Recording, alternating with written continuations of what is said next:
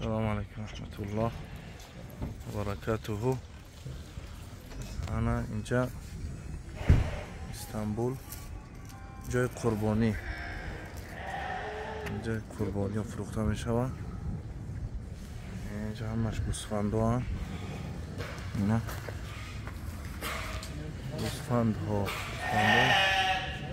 خیلی بود دندورک بود است. انا اینجا جای قاف Yine mi khali gidelim başlayalım mı? İnşallah. Hafta konuşuyoruz. قاف هر خیل هر همون شویدی بود است. قاف انا مرحبا هر یک بقای فقط ماشاءالله بگه ماشاءالله چشم نشوه ولا تقولن لشيء إني فاعل ذلك غدا إلا أن يشاء الله. ذكر كلامكم ما شاء الله. هنا گوسفند رو ببینید، گوسفند ببین،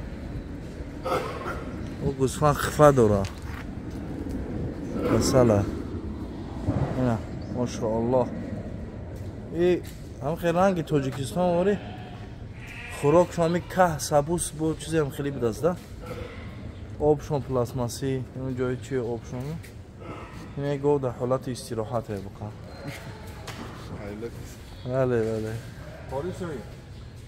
این همی خیلی جا کلونه، این همی خیلی آزی این نگاه کنه چند قای این تو اخیر تو اوجره همی خیلی جای بقای اینجاش آزی خولیه، اینجاش با میشوه. این طرف همش جای گوسفنده، اون طرف میره جای همه گوسفنده را حتی نامر داره. این نامراش قطعا گوسفند یا بقره میخری برای قربانی مثلا.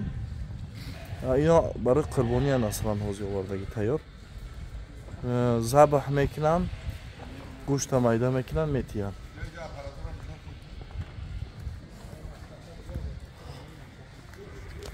Ya 82'den şey. Ayu tarafı mekşe. Hamı bolo kati kaşol hamita omadan mı? Oo, kaşol. Taksim میبرن هول استولو da. Uca mefran دیگه با آپاراتومundaki korçok kati bu Allah. گوشت جدا میکنه، استخوانش جدا میکنه، تقسیم کرده اوج دودن. تکنولوژی آسانی. هر یکون نمر میزنه. ماشاءالله. اللهم بارک. در روزهای مبارک تحلیل تکبیر فراموش نکنیم. 10 روز الله متعال قسم خوردگی والفجر وليال عشر والشفع والوتر. ذکر فراموش نکنه، تکبیر فراموش نکنه. بسیار تکبیر و تحلیل گفتن در روزا که و این روزا الله تعالی قسم خوردگی، قسم یاد کردگی. اینه قرآن را نگاه کنیم ماشاءالله. اللهم بارک، اللهم زد و بارک، اللهم زد و بارک. همیره میگیریم حضرت جان، همیره میگیریم. مقصد چیه؟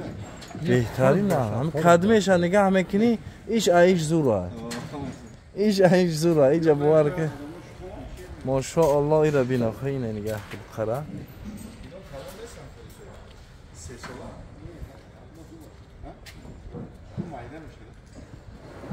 اینه نگاه کنی. الحمدلله 70,000 گفتی ها میشوه 70,000.